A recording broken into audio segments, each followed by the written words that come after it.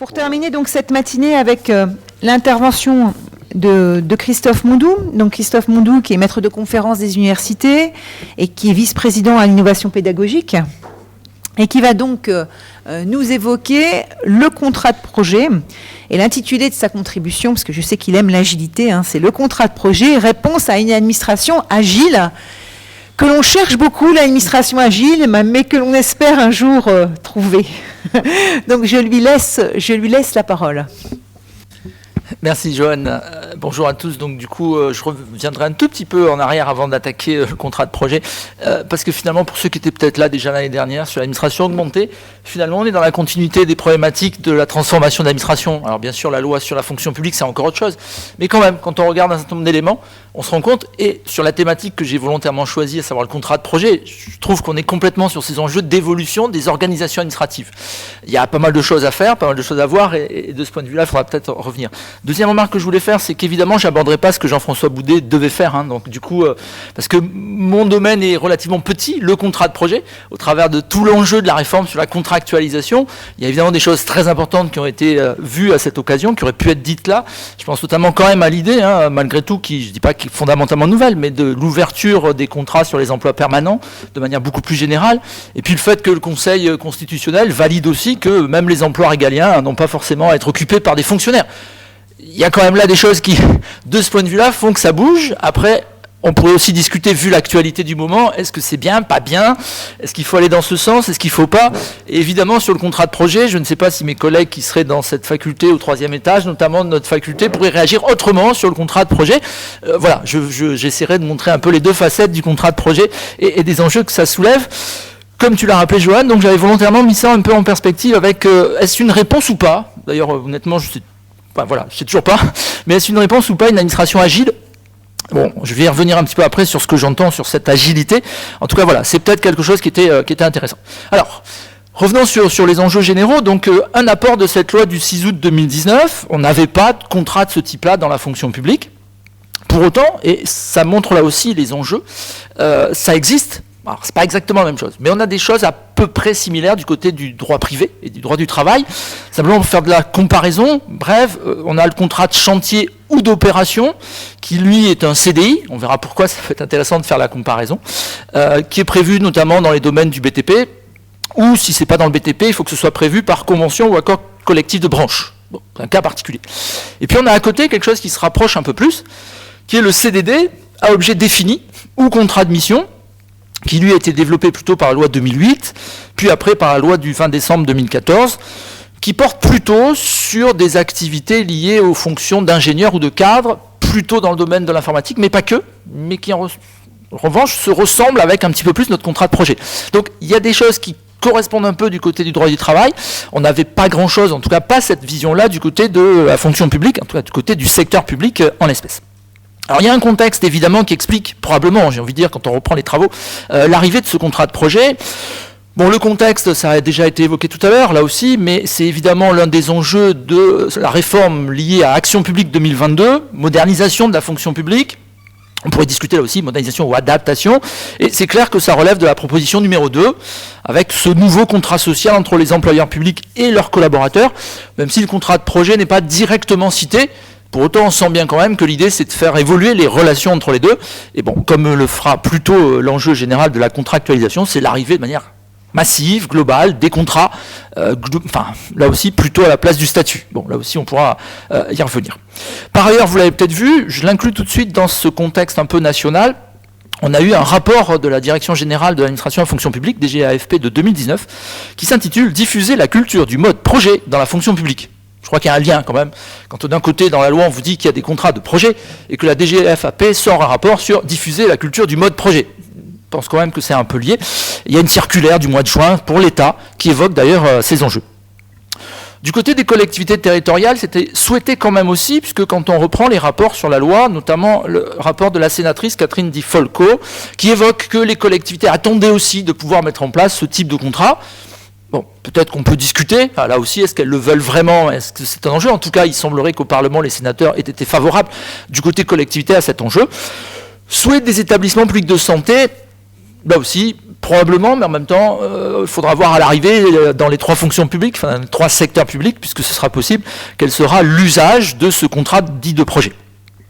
Alors, bien sûr, je ne peux pas ne pas revenir sur un certain nombre de choses que je vois, y compris dans l'université. Je prendrai assez souvent des exemples de l'université, parce que je crois qu'ils sont assez probants.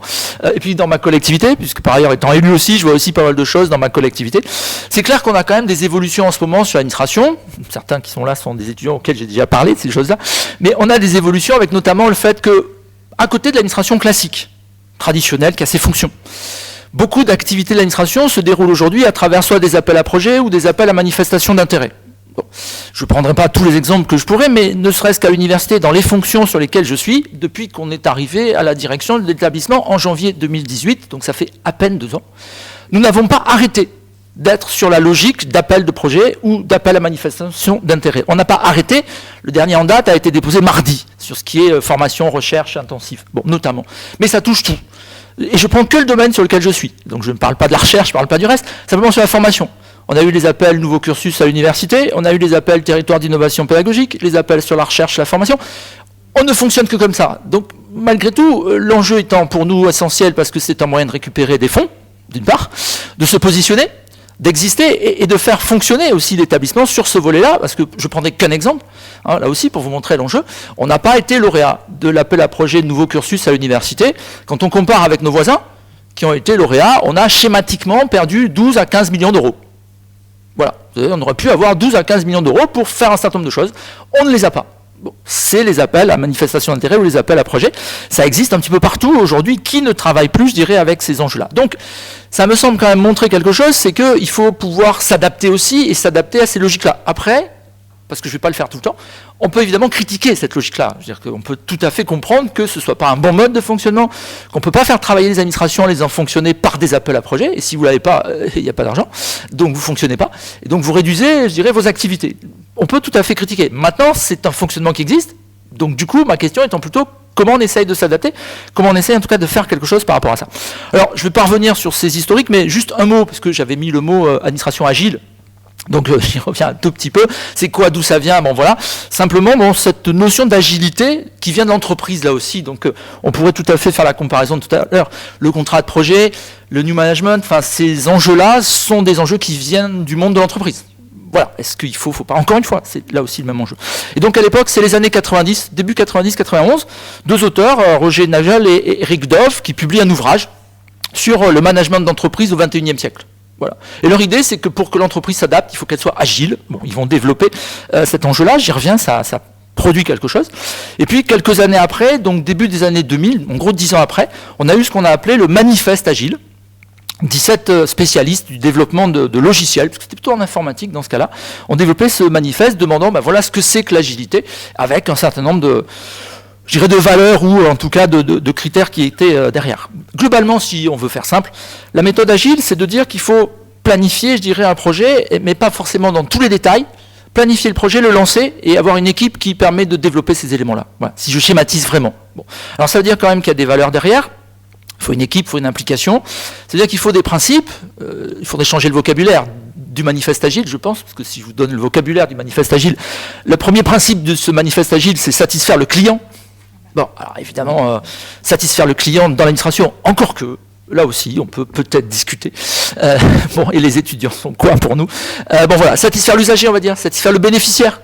Bon, on peut évidemment discuter du vocabulaire, mais c'est un enjeu important, donc là aussi, il faudra quand même qu'à un moment donné, peut-être on aille dans cette logique-là.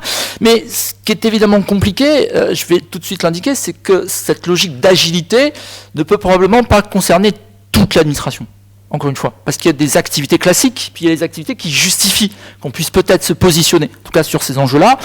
Clairement, la méthode agile, quand on la regarde un peu, elle a des avantages. Je vais plutôt être sur les inconvénients. Elle a des inconvénients, c'est que globalement, quand on la regarde, ça ne paraît pas tellement adapté à une structure qui est fortement hiérarchisée. Bon, donc, du coup, si ça ne marche pas bien dans les structures fortement hiérarchisées, on se dit, bah voilà, il y a un petit souci. C'est pas non plus très adapté aux structures dans lesquelles il faut que tout soit documenté. Tout soit écrit, tout soit traduit en document, parce que la méthode agile documente le moins possible. Alors ça pose problème, ça présente des inconvénients, là aussi, mais en même temps, ça soulève des difficultés dans les lieux où il faut justement que ce soit documenté. Et puis ça présente un risque, c'est que quand c'est pas documenté, quoique j'en ai vu des exemples, même quand il y a des documents. Il y a toujours un enjeu sur le travail de mémoire derrière. Est-ce qu'on se rappelle de ce qui s'est passé pour l'avoir vécu là aussi? On ne fera pas la mémoire de la fusion de 3 établissements, mais quand même, il y a des choses qui montrent que même dans des structures hiérarchisées, on a une perte à l'occasion de restructuration. Bon, donc, autre inconvénient de la méthode agile, c'est que ça demande des implications fortes de ceux qui y participent, donc des agents ou du personnel, peu importe les noms là aussi on peut leur donner pour l'instant, ce qui n'est pas forcément si simple. Voilà, c'est pas forcément si simple d'adhérer à la méthode. Est-ce que les agents, les personnels le souhaitent, le veulent? Est-ce qu'ils ont le temps? Est-ce que c'est possible? Est-ce que ça ne transforme pas complètement leur culture administrative? Donc voilà, c'est pas évident. Et finalement, ça aboutit à quoi? Qu'on est plutôt sur la logique de vocabulaire que vous connaissez, hein, logique de flexibilité, souplesse, adaptabilité. Bon, reconnaissons que c'est pas toujours facile au sein des structures que nous avons au plan administratif. Voilà, ça ne veut pas dire que ça bouge pas, mais en tout cas, bon, ça veut dire qu'il y a forcément des difficultés. Alors, je prends là aussi juste un exemple, après je vais rentrer dans l'étude de ce que prévoient les textes. Juste vous donner un exemple, hein, quand je vois le mode agile, le mode projet, la construction de projets d'administration, Université de Lille, puisque je suis sur les questions pédagogiques, on cherche à mettre en place un projet qui s'appelle, un projet, hein, oui, voilà, j'ai d'ailleurs une difficulté avec ça aussi, un projet qui s'appelle le Lille Learning Lab, ou les Learning Spaces maintenant, si on utilise ce vocabulaire-là. C'est un projet, voilà, et comment fait-on? Voilà, je ne vais pas le faire maintenant, je vous verrai à la fin. Parce que, comment fait-on pour le mettre en place? C'est juste, alors, derrière ce qui s'appelle du Lille Learning Lab, par exemple, hein, c'est réaménager les espaces pédagogiques. Hein, voilà, c'est ça. Mais rien que ça, c'est simple, bête, hein, et ben, c'est pas évident quand c'est un projet. Comment vous faites ça avec l'administration qui n'est pas dans ce mode-là? Ben, pour l'instant, j'ai du mal. Je peux vous dire que c'est compliqué et c'est pas évident alors que ça paraît relativement simple. Voilà. Bon, c'était pour simplement mettre ce contexte qui a d'un côté une logique nationale qu'on peut discuter, de l'autre côté une logique d'évolution des structures, en tout cas administrative ou pas, et structures privées aussi, sur ces enjeux. Et du coup arrive donc cette loi, donc du 6 août 2019, dans l'article 17, hein, voilà, vous retrouverez les éléments, qui évoque la mise en place du contrat de projet dans les 3 fonctions publiques, avec un dispositif similaire. Alors chaque fois, il faut modifier les articles différents, hein, voilà, loi de 84 pour l'un, 2 fois 84, 1 fois 86. On retrouve, je dirais, les mêmes enjeux. Bon, aucune remarque du Conseil constitutionnel sur ces questions-là. Il a traité des problématiques des contrats de manière générale, mais pas sur le contrat de projet. Probablement parce que quand vous allez voir ce que c'est, parce qu'au final, il faut regarder ce que c'est, on se dit que, bon, tout ça pour ça. Mais voilà, il n'y a pas de remarque spécifique. Le Conseil d'État lui-même, dans son avis, n'a pas vraiment fait de remarque. Il y a quelques éléments dans l'étude d'impact. Oui, là, il y a quelques enjeux sur l'étude d'impact de ce contrat de projet. Donc, au final, juridiquement parlant, même si vous allez voir après, dans les enjeux de départ, on ne voit pas trop apparaître de contraintes spécifiques sur cet enjeu-là. Et puis donc, comme Joanne le rappelait tout à l'heure, on a eu, alors ça tombait bien, hein, parce que du coup je m'inquiétais un peu quand même, on a eu quand même le décret, parce que du coup je me disais, il faut un décret, si j'ai pas le décret, c'est un peu ballot, parce que du coup il va manquer des choses. Donc on a eu le décret du 27 février, en l'espèce, qui rentrait tout de suite en vigueur, hein, donc c'est bon, c'est parti, et qui modifie les 3 décrets relatifs aux agents contractuels de chacune des fonctions publiques. 17 janvier 86, 15 janvier 88, 6 février 91. Voilà, on transpose dans chacune des fonctions publiques. On y viendra un tout petit peu après, mais donc c'est déjà parti. On peut faire aujourd'hui le contrat de projet, il n'y a pas de problème. Et donc ma question, c'était plutôt, où je transforme l'intitulé en question, ce contrat est-il une réponse à ce besoin d'agilité ? Alors, je vais faire 2 parties, mais bon, oui, non, hein, enfin voilà. Je pense que oui, au départ, quand même. Ça va répondre à cette question de souplesse et de flexibilité. Après, on verra que, globalement, je pense quand même qu'il y a peut-être des inconvénients et ça peut soulever quelques difficultés. Alors, ça me semble répondre à la question. Ça me semble répondre à l'agilité pour plusieurs raisons d'abord, avant de voir quelques caractéristiques. D'abord parce que ce type de contrat, parce que ça va être un contrat, on va voir forcément, devrait permettre par exemple à l'administration d'évoluer sans forcément avoir besoin de faire appel à des prestataires extérieurs. Bon. Il y a un enjeu sur les logiques de projet, j'y reviendrai après, c'est qu'assez souvent, et on l'a vu, que ce soit ici ou ailleurs, ou dans ma commune, quand on a un certain nombre de difficultés sur des projets complexes, dans ma commune c'était la construction d'une médiathèque, voilà, tout de suite c'est « ah oui mais on n'a pas les compétences ». On n'a pas les compétences, on n'a pas le personnel qu'il faut, donc on fait appel aux prestataires extérieurs. Bon. Alors, je trouve que pour le coup, après on verra qu'il y a d'autres enjeux, le fait d'avoir cette logique du contrat de projet, ça peut peut-être permettre de rester en interne, de recruter, on verra comment, pourquoi, mais d'avoir en tout cas quelqu'un ou une personne qui puisse être utilisée, ou plusieurs, hein, encore une fois ça peut être une équipe complète, qui puisse être utilisée, donc du coup de continuer quand même à garder la main et non pas forcément faire appel aux prestataires extérieurs. Ça me semble quand même être un élément non négligeable, qui pourrait en tout cas permettre d'améliorer ce volet-là. Ça peut permettre aussi, selon comment c'est utilisé, alors j'avoue qu'on n'a pas de recul pour l'instant, mais ça peut permettre aussi, selon comment c'est utilisé, aux structures publiques, donc aux administrations, finalement d'améliorer leur compétitivité. Là aussi, en ayant les compétences attendues de ce qu'il faut sur un secteur précis, Peut-être parce que les cadres d'emploi, les catégories, les corps ne correspondent pas et qu'on ne peut pas toujours arriver à faire, de ce point de vue-là, une adéquation parfaite entre les besoins qu'on peut avoir, qui peuvent être temporaires, c'est un fait, ça a des problèmes, et puis ce qu'on peut trouver au regard de ce que proposent les statuts de la fonction publique. Alors, il y a un autre argument qui a été évoqué dans l'ensemble des dossiers qui portent sur le contrat de projet. J'avoue que je suis plus sceptique, même si je mets ça dans la souplesse. C'est que les auteurs des différents textes ont estimé que ce contrat de projet, ça pouvait aussi être une source de gisement d'économie pour le secteur public, avec une meilleure gestion des ressources. Bon, j'avoue que peut-être que ça peut assouplir certaines choses, vu les conditions de ce que soulève le contrat de projet, mais sur ce point-là, j'avoue que je reste plus sceptique. Je ne suis pas certain que pour autant ça fasse des économies. J'avoue que j'ai presque plus facilité à dire, entre guillemets, attention, que les économies, on pourrait peut-être les avoir en faisant appel à un prestataire extérieur que d'entrer dans cette logique-là. Bon, pour l'avoir vu dans ma commune. Mais voilà, donc sur cet enjeu-là de souplesse, je ne suis pas convaincu. Bon. Alors, venons au contrat de projet. Je dis que c'est plus souple, c'est flexible, apparemment. Donc, certains ont dit que ce contrat, d'ailleurs, était un objet juridique non identifié. Bon, peut-être un peu excessif, ce commentaire-là, parce que quand même, on a justement un décret avec un régime juridique très cadré. Trop peut-être, je ne sais pas. En l'occurrence, juste pour donner une idée générale du cadrage juridique, du décret de 2020, qui modifie les autres, c'est que globalement, c'est le régime de l'agent contractuel, temporaire, pour le dire tout de suite, temporaire tout de suite, on verra les enjeux de ma deuxième partie, et du coup on applique les décrets des agents contractuels, mais tout de suite on met toute la liste de ce qui ne s'applique pas. Donc en fait, quand on prend les décrets généraux, 86, 88, 91, il y a assez peu de choses qui s'appliquent à ce contrat de projet. Voilà, c'est un contractuel, mais vraiment particulier. Vous verrez pourquoi après, je n'anticipe pas sur un point qui me semble important pour le faire fonctionner en tout cas. Donc du coup, les droits classiques n'y sont pas. La rupture conventionnelle, évidemment, ça ne peut pas s'appliquer. Enfin, plein de choses ne peuvent pas s'appliquer à ce contrat de projet. En revanche, par exemple, on peut le mettre à temps partiel. Ça, c'est applicable. Bon, du coup, je ne sais pas. Enfin, là aussi, je ne sais pas. Il faut voir, est-ce que c'est intéressant ou pas de l'avoir recruté puis de le mettre à temps partiel. Enfin bon, voilà. Mais en tout cas, ça, c'est possible. Si on prend le cas, il y a quelques éléments comme ça. Les congés, globalement, c'est possible aussi. Donc, il y a un petit bloc qui est possible, mais pour le reste, en revanche, on est quasiment en dehors du cadre de ce que prévoient les textes habituels sur les agents contractuels. Alors, sur le champ d'application, bon, le champ d'application organique, j'ai envie de dire, est assez clair. C'est donc possible pour tout le monde. Les États, enfin l'État, les établissements publics administratifs, c'est pas possible dans les EPIC, mais bon. Voilà, mais c'est pas possible dans les EPIC. Bon, donc du coup, on peut se poser la question, mais en même temps, ils ont d'autres possibilités, donc voilà. Je pense que c'est pas un problème. C'est possible, bien sûr, pour toutes les collectivités, sans condition démographique. Donc là, il n'y a pas de seuil. N'importe quelle collectivité pourra le faire. Donc ça aussi, c'est intéressant. Parce que d'habitude, il y a toujours des seuils, parce que ce sont les niveaux auxquels on veut atteindre, forcément des seuils de catégorie, même s'ils ont abaissé parfois. On est parfois des seuils de 40, de 80, ça dépend. Là, il n'y a pas de seuil du tout. Et puis, c'est possible dans les établissements publics liés au secteur santé, sanitaire, social, de ce point de vue-là. Alors, sur l'objet donc de ce contrat, je dirais l'objet relativement simple, en tout cas le texte est clair, on peut utiliser ce contrat pour mener à bien un projet ou une opération identifiée. Projet identifié ou opération identifiée. Bon. Alors je vous avoue que c'est simple et en même temps ça me paraît tellement compliqué. Voilà, que j'ai pas forcément toujours de réponse. J'ai essayé le premier point, parce que comme je travaille sur des projets, je me suis aussi posé la question, et puis que maintenant à l'Université de Lille, on a une direction qui nous aide à monter les projets. Je me suis dit, mais un projet c'est quoi ? Finalement, on peut utiliser un contrat de projet, mais c'est quoi un projet ? Voilà, alors je ne vais pas faire d'interrogation. C'est quoi pour vous un projet ? Je ne sais pas ce que vous me diriez, je ne sais pas, j'avoue que c'est quoi un projet finalement ? Alors il y a des normes qui définissent ce qu'est un projet, je ne vais pas les sais qu'on fera une publi, je ne sais plus si on aura les éléments, ou en tout cas un texte. Si on prend la norme AFNOR, X50-115, un projet est un ensemble d'activités coordonnées et maîtrisées, comportant des dates de début et de fin, entrepris dans le but d'atteindre un objectif conforme à des exigences spécifiques.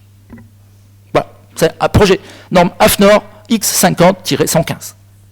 Ou, si l'AFNOR ne vous plaît pas, norme ISO 10006.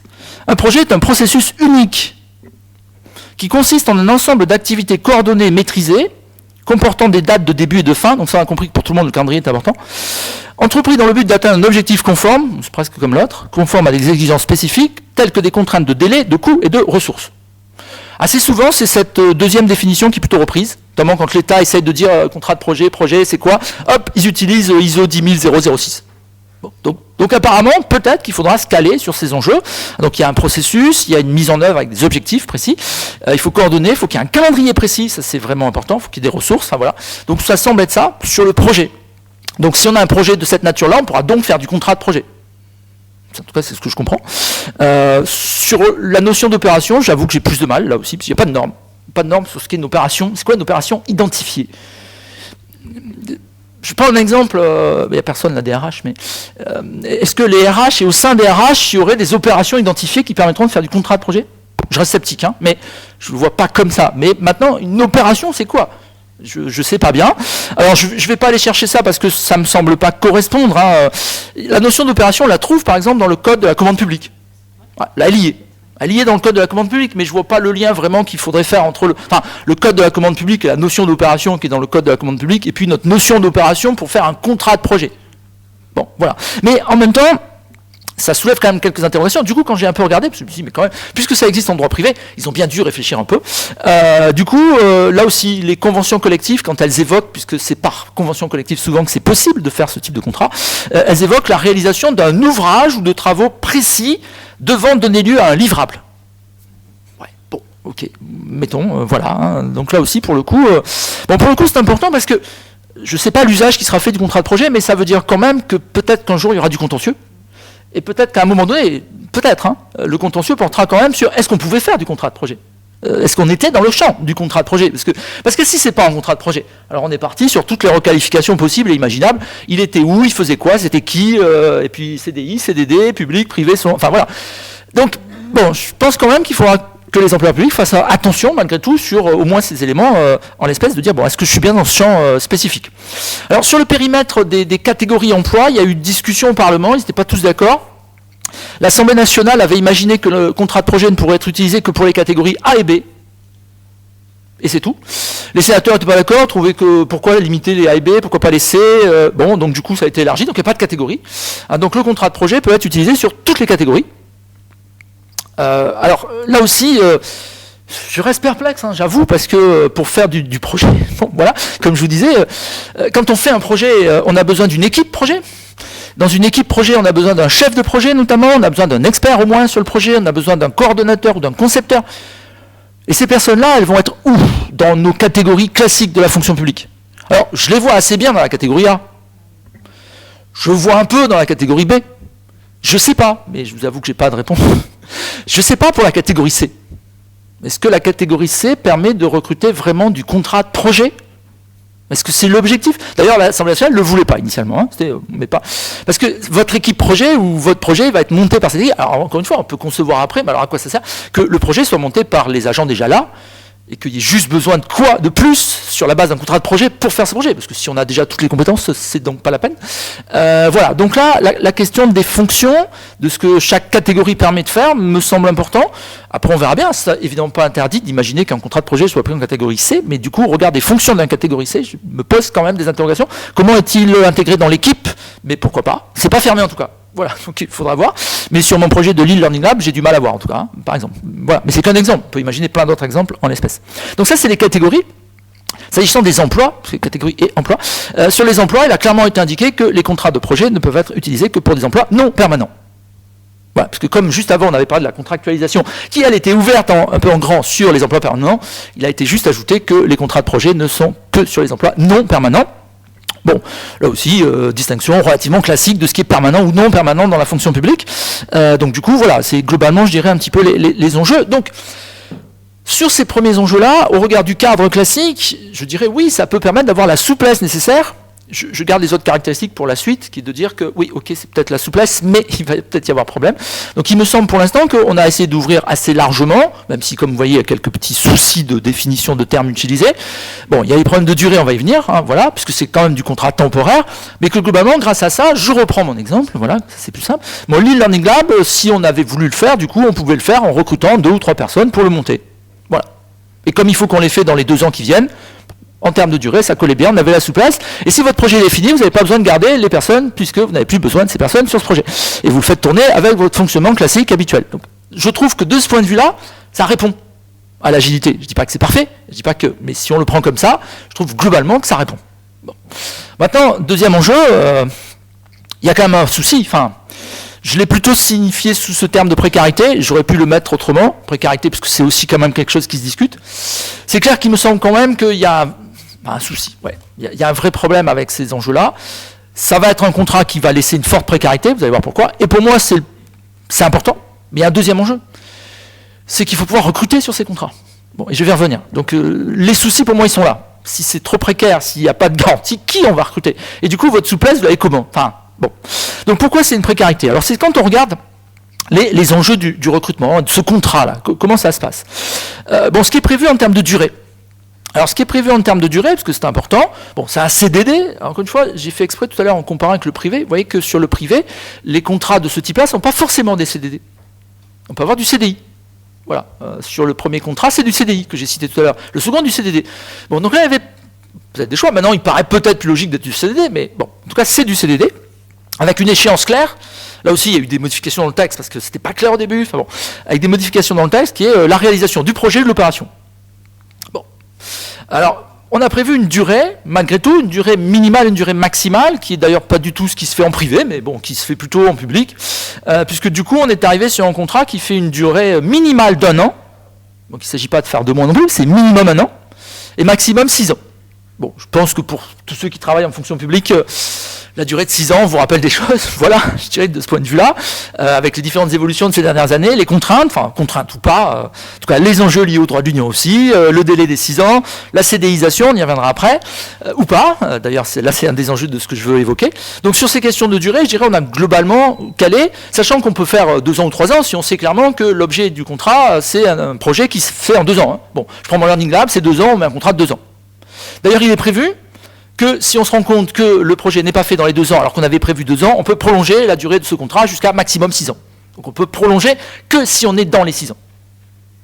Si on a fini les 6 ans, on ne peut pas prolonger en tout cas ce contrat.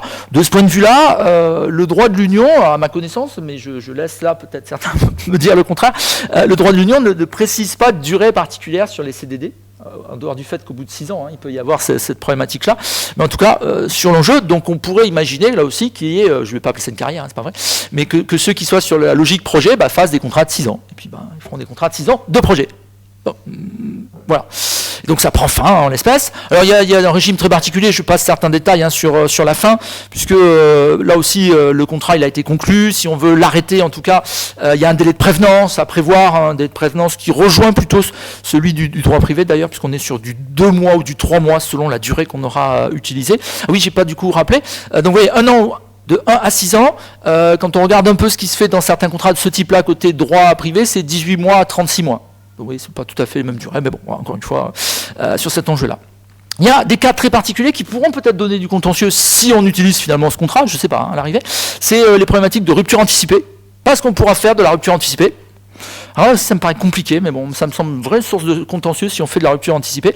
Parce qu'après l'expiration du délai d'1 an, puisque c'est minimum, on peut rompre le contrat. Exemple, par décision de l'employeur, lorsque le projet ou l'opération pour lequel il a été conclu ne peut pas se réaliser. C'est quoi? Ne peut pas se réaliser. Enfin, ne peut pas se réaliser. Ouais, ok, d'accord. Ou lorsque le résultat du projet ou de l'opération a été atteint avant l'échéance. On a été trop vite. Alors on arrête. Ok, alors ça veut dire qu'il ne faut pas qu'ils aillent trop vite, parce que... Enfin, s'ils vont trop vite, on pourra leur dire « Ah, vous êtes allé trop vite ». C'est souple, c'est flexible, vous voyez, c'est souple. 6 ans, mais non, au bout de 3, c'est fait. Bon, on arrête au bout de 3, parce que c'est fait. C'est normal en même temps. Si le projet il est fait, c'est fini. Mais du coup, est-ce que c'est incitatif? Voilà, est-ce que vous allez expliquer aux agents, aux personnes que vous pensez recruter, voilà, votre contrat, il va faire 4 ans. Alors, je sais pas, vous allez leur dire, pas leur dire. Mais si vous avez fini plus vite, alors vous aurez peut-être une rémunération différente, je sais pas, vous allez jouer sur la rémunération, mais votre contrat s'arrêtera plus tôt. Et vous n'aurez aucun droit derrière. Bon, enfin voilà, il y a des choses comme ça qui peuvent en tout cas soulever des difficultés.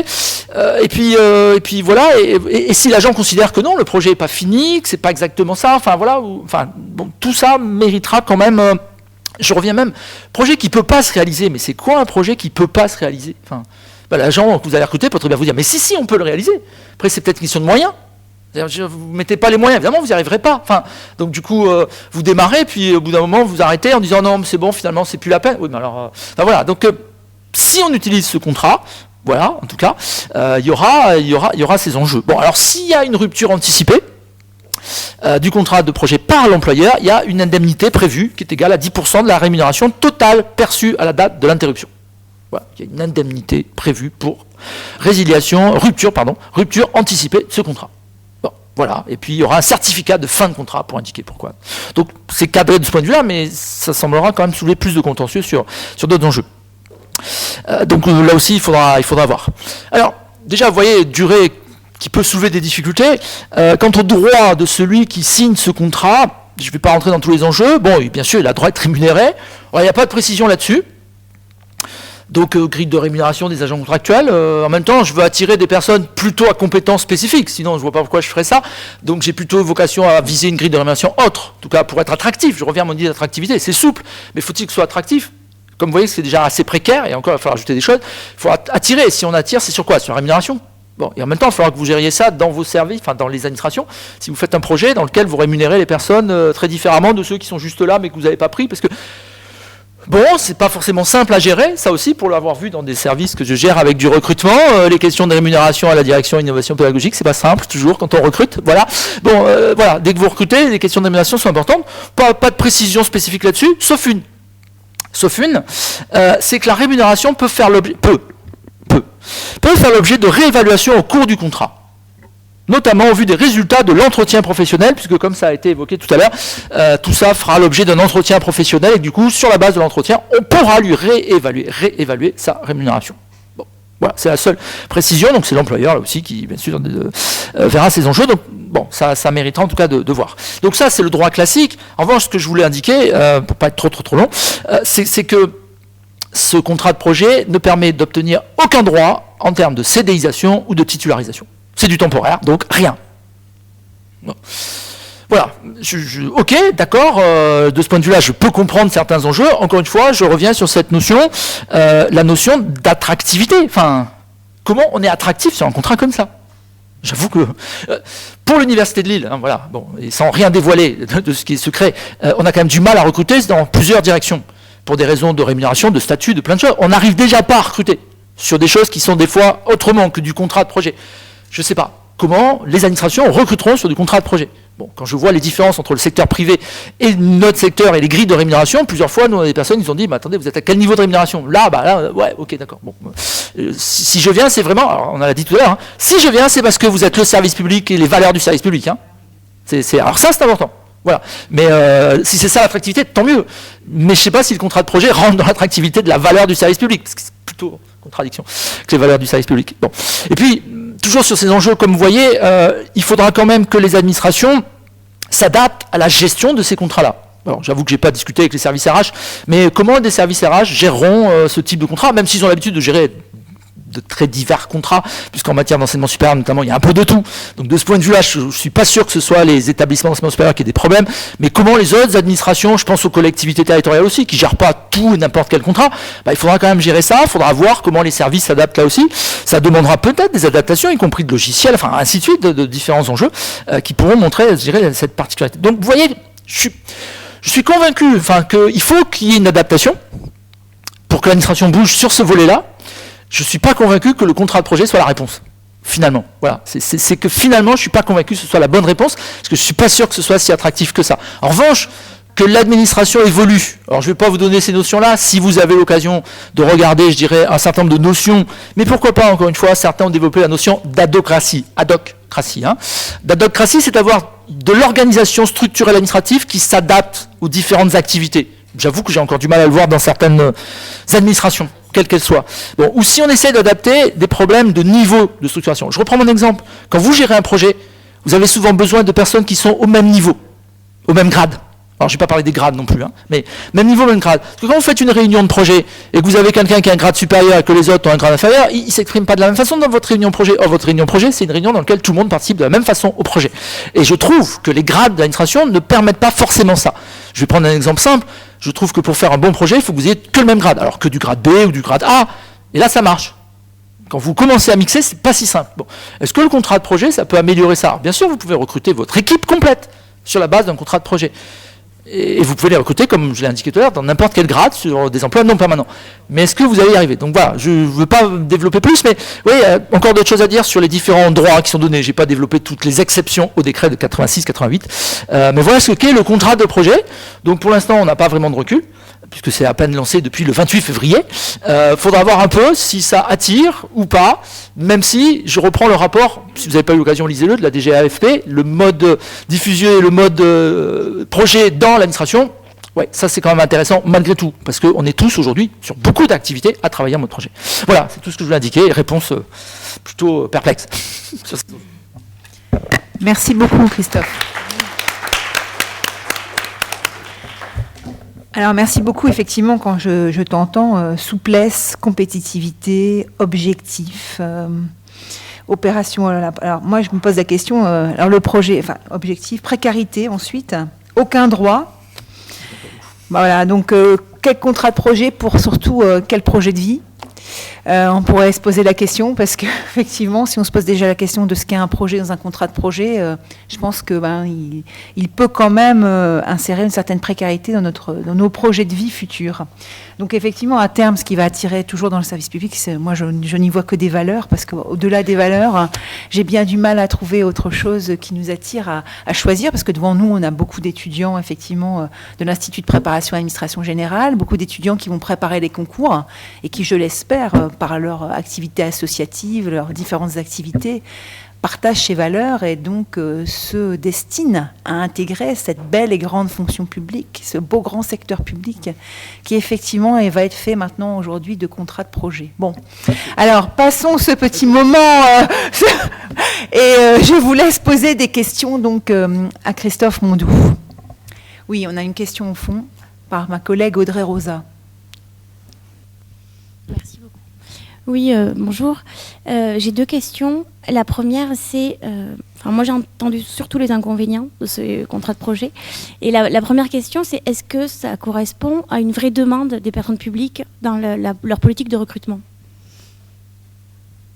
Si je prends ma casquette presque de recruteur, même si c'est pas moi qui recrute, oui quand même. Oui, je vois à certains moments dans ce que j'ai comme activité pour l'université qu'on n'a pas le bon mode de fonctionnement. C'est là où je dis pas que le contrat de projet est la réponse.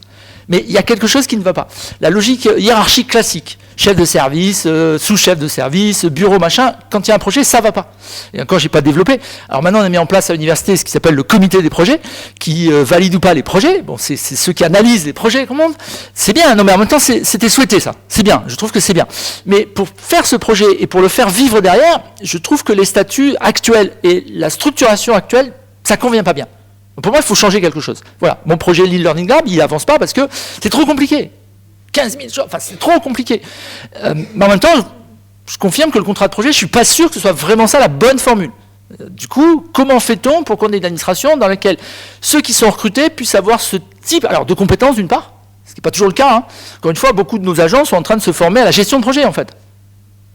Ce que beaucoup d'agents n'ont pas. Mais c'est pas une critique, hein, c'est juste que le mode de recrutement, il est différent. Enfin voilà, ce qu'on a demandé, c'était différent. Mais aujourd'hui, dans les secteurs où je suis, moi, il me faut des personnes qui sachent faire de la gestion de projet. Et recruter spécifiquement comme ça, oui, c'est un besoin. Partout. Enfin, en tout cas, en territorial et dans certains domaines. Après, est-ce que c'est la formule? Là, j'avoue que... Ouais. J'y vois pas d'obstacle, au vu de ce que dit le texte. Maintenant, peut-être que le premier obstacle, je reviens à ma notion de tout à l'heure, c'est quoi un projet? Donc chez nous, à l'université, par exemple, ce sera quoi un projet? Alors, c'est projet recherche, c'est projet... C'est là où est le problème pour moi. Hein. Encore une fois, même si ça peut paraître anodin, je trouve que le premier problème, c'est quoi un projet qui permet de recruter sur ça? Parce que sinon, des projets, on en a toujours eu. Enfin, je veux dire, et on avait des agents fonctionnaires qui faisaient ça. Enfin, donc, je ne vois pas pourquoi d'un coup. Donc, qu'est-ce qui va justifier que vraiment... Alors, encore une fois, je suis passé peut-être un peu vite. La question compétence. Bien sûr, complexité, compétence. J'ai envie de dire, pour faire la comparaison malencontreuse, hein, on n'est pas loin ici, le contrat de projet du l'ex-marché de partenariat qui n'était pas la même chose que parce que complexe, machin. C'est un peu ça, la logique. Même si c'est pas clairement dit comme ça, quand même. Hein. Mais c'est quand même un peu ça. J'ai pas les compétences qu'il faut pour mener ce projet-là. Alors, dans l'enseignement recherche, ouais, je vois pas pourquoi. Enfin, ça me paraît pas impossible. Après, bon, il y a déjà X types de contrats dans l'enseignement supérieur, mais surtout en recherche aussi, il y a des contrats spécifiques. Mais oui, je ne vois pas d'obstacle. En tout cas, au regard des textes, je ne vois pas d'obstacle là-dessus. Donc évidemment, je pense que l'actualité...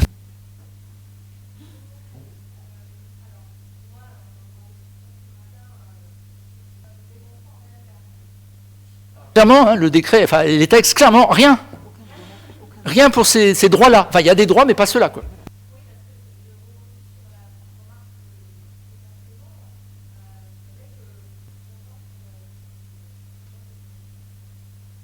Il y a peut-être, parce qu'on a échangé tout à l'heure, puis Cathy le disait, il y a peut-être quelque chose qui fera que ça marchera. Après, c'est peut-être que certaines personnes, comme tu le disais...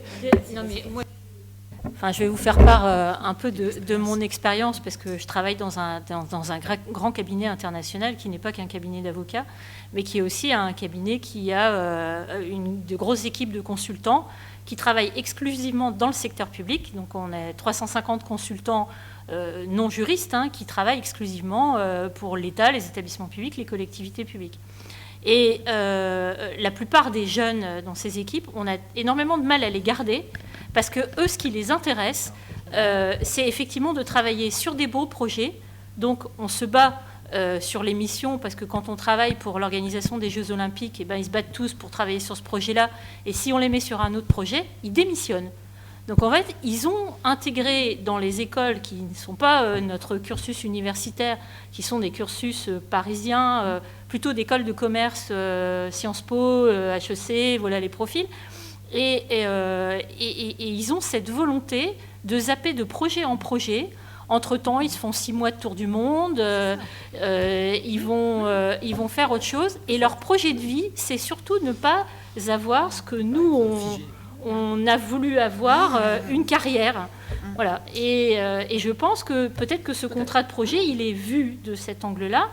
Et donc, peut-être vu aussi du fait que dans notre entreprise, on travaille effectivement pour les collectivités, les grands établissements publics sur des projets dans lesquels on les accompagne et quand c'est le cabinet qui travaille sur des propositions de services en jour homme qui leur coûtent très cher, que les administrations qui ont l'habitude d'être envahies, enfin nous on a des collaborateurs à Bercy, on a 100 collaborateurs à demeure. Et sur les grands projets de réforme de l'État, les Jeux Olympiques chez Solideo, on y est tous les jours. Peut-être que les administrations se disent ça me coûtera moins cher. Plutôt que payer des jours hommes de consultants à 1 500 € la journée, si j'embauche quelqu'un, ça me coûtera forcément moins cher. Donc moi je vois le contrat comme une vue de Paris en fait, pour être très clair. Voilà. Juste oui, voilà, c'est peut-être un élément de réussite. Après, ça reste quand même qu'il faudra être attractif. Voilà, malgré tout. Même s'il y a des beaux projets. Alors les beaux projets, on est d'accord. Les beaux projets, ça peut être attractif. Mais tout n'est pas que des beaux projets. Il y a des projets plus classiques, plus traditionnels. Donc comment on attirera aussi, et je ne sais pas si c'est la grille de rémunération qui suffira, encore une fois, même si ceux qui veulent bouger. Voilà. Alors après, je suis bien d'accord, ça a été évoqué à plusieurs reprises. C'est un contrat qui est fait, entre guillemets, pour l'administration. Ce n'est pas un contrat qui est fait pour la personne qui vient dessus, quoi. Ouais, c'est ça. Il n'est pas fait comme ça. Oui, encore une question. Merci.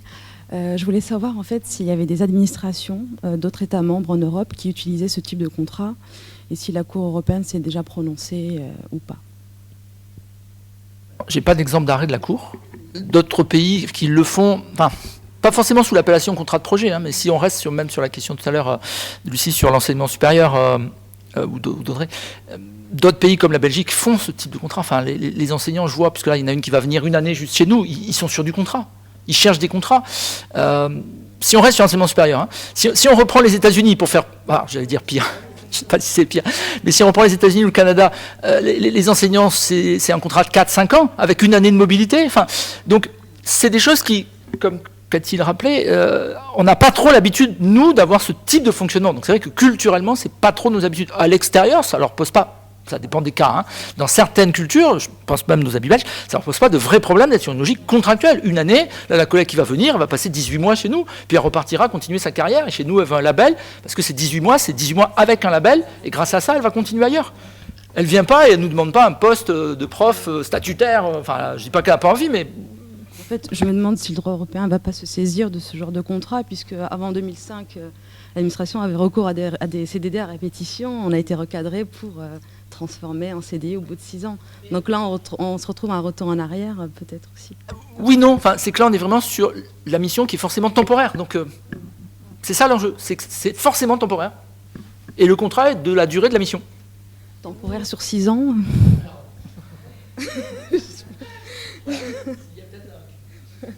Merci. Il y a une dernière question. Bonjour. Je me posais une question. Vous parlez de la rémunération et qu'elle peut faire l'objet d'une réévaluation après l'évaluation professionnelle. Est-ce que cette réévaluation, elle peut aller à la baisse? Et dans quel... Le mot utilisé est réévaluation. Alors, pareil, on peut discuter, mais j'ai du mal à penser que réévaluation soit à la baisse. Mais il n'est pas dit que c'était une discussion ou une négociation. C'est la rémunération peut faire l'objet d'une réévaluation. Réévaluation, enfin, mon sens, c'est positif. Là aussi, il faudra voir, mais je ne vois pas comment elle serait négative. Mais... Bon, je vous remercie donc pour votre attention, pour cette matinée. Je remercie de nouveau les intervenants. Je pense qu'on peut de nouveau les applaudir.